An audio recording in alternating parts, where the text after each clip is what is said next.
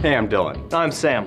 Welcome back to the Magic the Gathering Learn to Play video series. We're up to part 3. This is game zones and parts of the card.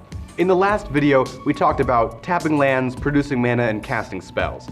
But we didn't really talk about how a game of Magic is laid out. If you've ever played a board game, you know that the board typically sits between all the players, and the positioning of the pieces or the cards on the board can mean different things. That's right, but in Magic there is no board. But cards can still mean different things depending on where they are. And the areas in which cards can be found throughout a game are called zones. There are 4 primary zones in Magic. There's the library, the hand, the battlefield, and the graveyard. When you begin a game of Magic, you shuffle your deck, set it down, becomes your library. Your library is a catalog of your adventures as a planeswalker. The lands you visited, the creatures you've encountered, all the spells you've learned, it's there. When you start a game, you draw 7 cards. To draw a card, you take the first card off your library and put it into your hand.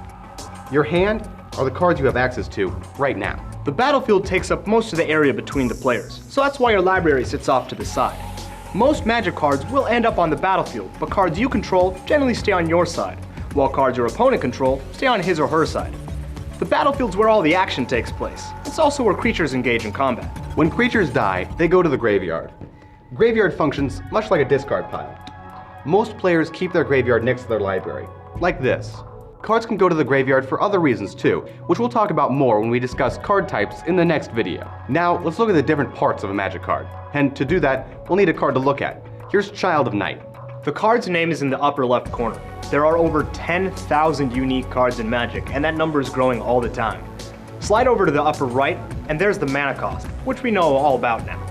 The artwork on the card has no effect on the game, but Magic has some incredible art by some very talented people.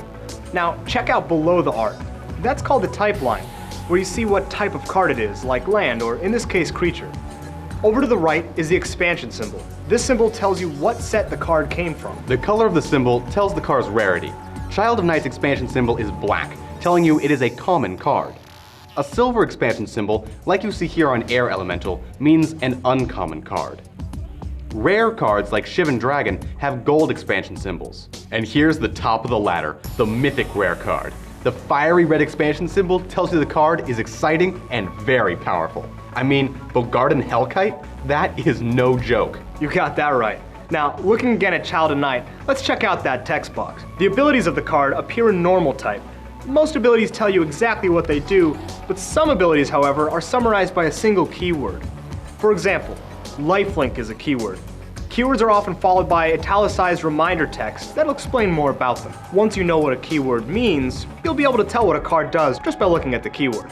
On the bottom of some cards, you'll find some flavor text. Flavor text has no impact on the game, but it gives you some insights into the characters and worlds of Magic. Toward the bottom right of creature cards, you'll find a box with 2 numbers.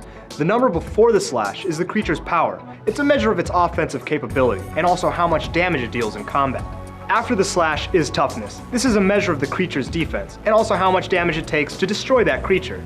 Now keep in mind that only creatures have power and toughness. On the very bottom of the card is some information that isn't pertinent to gameplay, but can be very useful to collectors.